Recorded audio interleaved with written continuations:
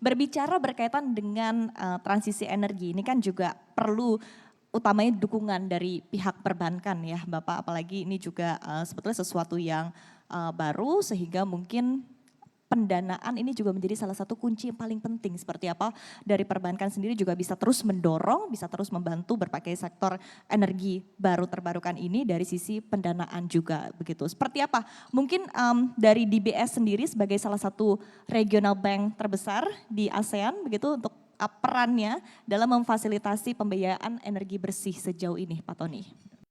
Terima kasih. Jadi memang kalau kita mau berbicara tentang suatu kegiatan pasti butuh pendanaan ya pastinya. Dan mungkin saya ingin reflect juga kemarin di acara COP28 di akhir 2023 di Dubai. Bapak Presiden Jokowi sempat mention bahwa Indonesia itu membutuhkan kurang lebih dana sekitar 1 triliun US dollar untuk bisa mencapai net zero emission target pada tahun 2060. 1 triliun US dollar ini hampir tidak mungkin akan dilakukan sendirian oleh pemerintah. Pasti dibutuhkan peran dari sektor swasta, termasuk dalam hal ini sektor perbankan maupun financial industry yang lainnya. Juga sebagai data aja dari Bloomberg, itu mereka bilang bahwa pendanaan berbasis sustainability atau berkelanjutan bila dibandingkan dengan pendanaan konvensional, idealnya itu rasionya adalah 4:1. Tapi saat ini rasionya tuh masih 0,8 dibanding 1. Jadi belum 1:1. Artinya apa? Artinya potensi pendanaan ekonomi hijau itu masih sangat besar. Itu nomor satu. Yang kedua, peran DBS seperti apa? Jadi kami mereflect bahwa kita ada yang namanya GFANZ, Glasgow Financial Alliance for Net Zero. Itu kami juga tergabung di Net Zero Banking Alliance. Kami merupakan salah satu bank dari Asia pertama yang gabung NZBA ini. Di mana kami mencanangkan net zero target dari DBS sendiri lebih agresif dibandingkan dengan core markets di mana DBS beroperasi, di mana kami berusaha mencapai tahun 2050 atau lebih cepat, di mana akan ada interim check di tahun 2030. Of course kita sadari bahwa net zero target ini pasti akan memiliki resiko ya. Ada 3 resiko yang ingin kami highlight di sini. Yang pertama, net zero itu pasti akan membawa social responsibility karena perubahan jenis ekonominya itu pasti akan memiliki dampak sosial terhadap masyarakat. Itu yang pertama. Yang kedua adalah resiko inilah yang harus di-manage. Karena sektor bisnis yang dulu, sektor bisnis apapun itu harus berubah dan if we fail to adapt itu akan ketinggalan, in fact akan lebih susah untuk melakukan kegiatan bisnisnya dan ini akan berimpact ke ekonomi secara keseluruhan. Yang ketiga, tapi dibalik ke semua resiko tersebut, of course ada business opportunity yang bisa di-tap bagi semua pihak termasuk perbankan maupun di sektor real. Contohnya pengembangan teknologi baru dan lain sebagainya. Dari kedua hal, dari sisi risiko manajemen dan juga potensi dari climate portfolio yang bisa di-align dengan green economy, itu sebenarnya bisa ditarik benang merahnya adalah peran perbankan, peran pendanaan menjadi sangat krusial, terutama di sisi transisi. Karena orang mungkin selalu berbicara tentang net zero, kita tidak bisa berubah dari yang sekarang menjadi net zero dengan sekejap mata. Ada proses transisi. Oleh karena itu kami dari perbankan khususnya di DBS, kami sangat fokus untuk menjadi transitional banking partner dari sektor real. Beberapa hal yang bisa kami jalani perannya adalah pertama sebagai trusted advisor. Apa itu maksudnya trusted advisor? Jadi kami berusaha hadir terhadap our counterparts, baik itu klien kami ataupun semua stakeholders dari early stage. Kita ketahui bahwa untuk berubah itu banyak stepsnya. Jadi tidak serta-merta langsung berubah, tapi kita provide stepsnya apa saja 1, 2, 3 dan kita berusaha memberikan best practice sharing karena kebetulan kita beroperasi di regional Asia yang sangat dinamis. Jadi banyak sekali praktek-praktek yang dilakukan di region lain itu bisa juga diimplementasikan di Indonesia khususnya. Kemudian yang kedua, DBS sebagai bank itu kan fungsinya intermediary. Jadi kami menghimpun dana dari nasabah dalam bentuk deposito contohnya, kemudian kami menyalurkan ke sektor real. Kami berusaha melakukan kedua hal tersebut, intermediary function itu dengan sistematis yang berkelanjutan. Jadi kami juga menyediakan produk-produk yang misalkan depositonya ada green savings plans. Jadi anything yang kita pinjam atau disimpan di bank itu akan digunakan untuk project-project atau program-program berkelanjutan. Di sisi lain untuk financingnya yang kita berikan ke sektor real, kita melakukan pendanaan yang berbasis kelanjutan atau ekonomi hijau. Banyak sekali produk-produknya seperti misalkan green loan, green bond, sustainability link loan, sustainability link bond, dan lain sebagainya.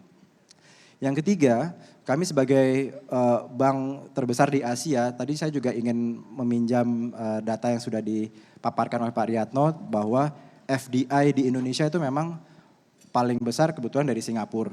Jadi kami akan help to facilitate FDI flows dari khususnya region Asia untuk bisa fokus ke renewable energy value chain. Yang terakhir, of course kita akan berkolaborasi tidak hanya dengan pemerintah tapi juga dengan every stakeholders including sektor swasta untuk bersama-sama menjalankan praktek-praktek ekonomi yang berkelanjutan. Itu sebenarnya ada satu lagi yang mungkin saya bisa touch base sedikit saja, di mana DBS pada tahun 2022 itu kita menerbitkan yang namanya publikasi Path to Net Zero. Path to Net Zero ini adalah publikasi yang kami taruh di website DBS, itu bisa di-download secara gratis oleh semua pelaku bisnis. Itu merupakan guidelines. Guidelines-nya apa? Itu ada 9 sektor yang kami fokus, yaitu ada power, ada oil and gas, metals and mining, kemudian real estate, aviation, automotive, food and agri, chemical and shipping. Kenapa 9 sektor ini yang kami pilih? Padahal kalau kita lihat sebenarnya, kami lihat sebenarnya 9 sektor ini sebenarnya hanya contribute kurang lebih 30% dari total loan portfolio di DBS. Tapi setelah kami amati, ternyata dari 9 sektor ini, itu contribute almost 90% of carbon emission. Jadi dengan kita menyasar ke 9 sektor ini aja, 30% total portfolio, tapi bisa mengurangi 90% carbon emission. Dan juga kita mengetahui dari 9 sektor ini, banyak sekali low carbon technologies yang bisa di scalable. Yang terakhir of course adanya sinergi between sektor seperti kita ketahui kalau sektor power itu bisa berhubungan dengan real estate dan lain sebagainya.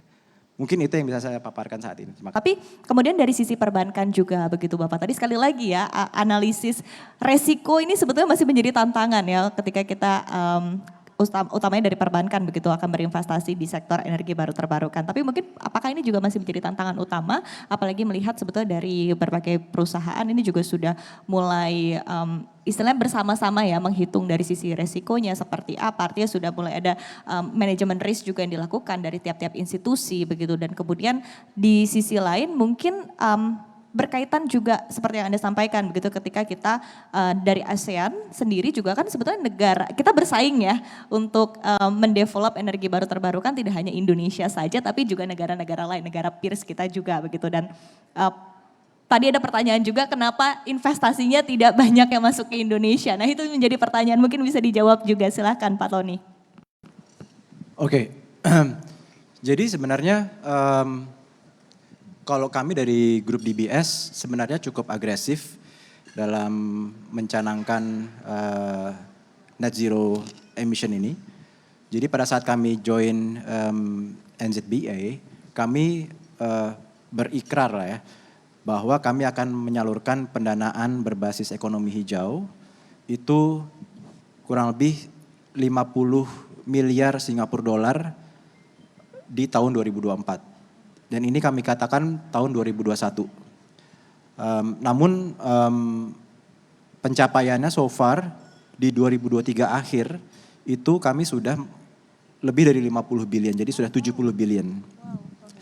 Dan untuk di Indonesia perkembangannya pun juga sebenarnya cukup positif. Kalau melihat dari portfolio kami mentargetkan perkembangan portfolio berbasis ekonomi hijau atau sustainability ini tumbuh 10%.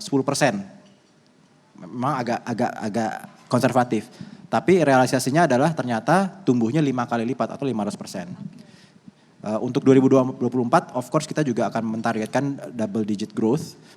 Yang artinya adalah memang potensi di ekonomi hijau atau energi baru ini sangat besar. Mungkin sedikit cerita aja bahwa beberapa deal yang sudah kami lakukan di Indonesia ya.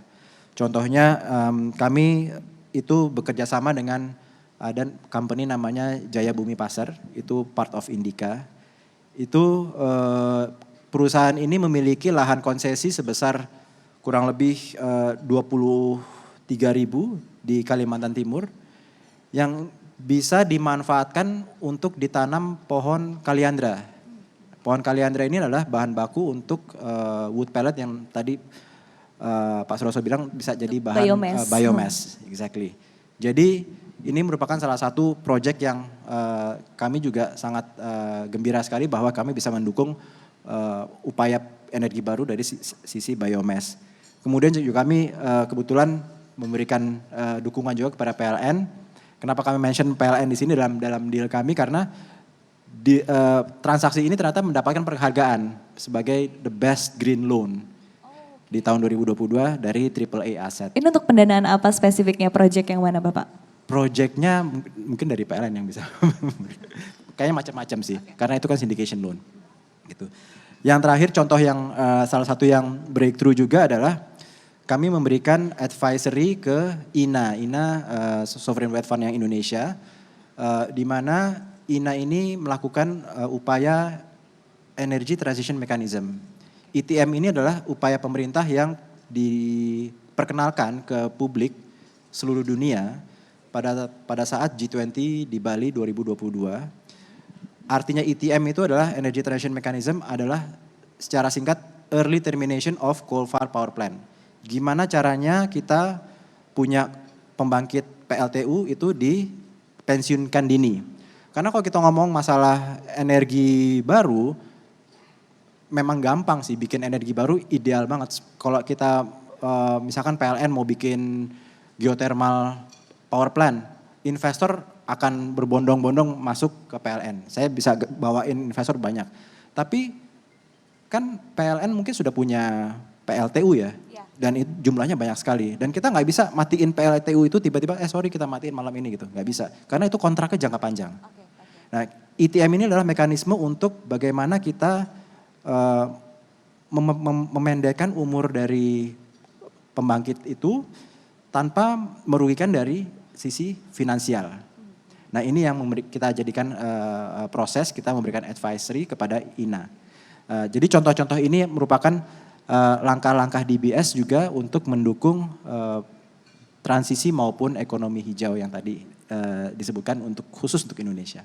Oke, baik. Tapi tadi ada yang menarik sedikit begitu tadi berkaitan dengan realisasi ya untuk investasi di sektor energi hijau ini jauh lebih besar ketimbang yang direncanakan di awal di tahun 2021 ya. Nah, ini memang secara proyeknya menarik, artinya memang secara apa yang ditawarkan oleh para pelaku industri ini juga cukup menarik begitu bagi para investor, atau memang dari satu sisi artinya memang dilihat dari sisi GCG-nya juga oke, atau apa yang menjadi pendorong utama begitu sehingga realisasi di investasi ini jauh lebih baik? Oke, jadi memang banyak sekali turunannya dari ekonomi hijau ini. Tadi saya sempat singgung masalah teknologi baru, sektor-sektor baru yang muncul. Misalkan kita tahu sekarang lagi marak di Indonesia adalah electric vehicle value chain, ya kan? Semua yang berhubungan dengan electric vehicle, nggak hanya mobilnya, tapi baterainya, kemudian nikel, smelter dan lain sebagainya. Itu menjadi hidup sekali kan. Jadi ternyata ekonomi yang berbasis ekonomi hijau itu masif sekali, luas sekali, dan ya. Indonesia memiliki banyak potensi. Dan ternyata tadi Pak Suroso sudah mention bahwa kalau resikonya lebih besar kalau kita nggak berubah. Dan ini juga saya ingin berbagi sedikit pengalaman. Kalau dulu saya biasa ketemu investor di luar untuk penerbitan obligasi global yang ditanyakan hal-hal yang berhubungan dengan finansial, apa kinerja perusahaan, profitnya seperti apa, dan lain sebagainya. Tapi sekarang kalau kita melakukan investor meeting dengan investor luar, di sesi terakhir pasti akan ada sustainability questions. Pasti ada, nggak mungkin nggak. Artinya apa? Yang tadinya itu mungkin kelihatannya sebagai tren, itu sudah berubah menjadi necessity. Dan itu akan menentukan akses dari pelaku usaha untuk bisa mendapatkan pendanaan dari dunia. Jadi kalau kita nggak berubah, benar tadi Pak Suroso, kita nggak bisa nanti ke depannya susah akan mendapatkan pendanaan. Oke. Artinya dari perbankan juga sudah menetapkan mungkin assessment untuk sustainability ya? Betul. Jadi kami dalam melakukan proses pembiayaan juga kami akan melihat screening apakah dari sustainability-nya di sini sudah sesuai dengan standar yang sudah kami terapkan.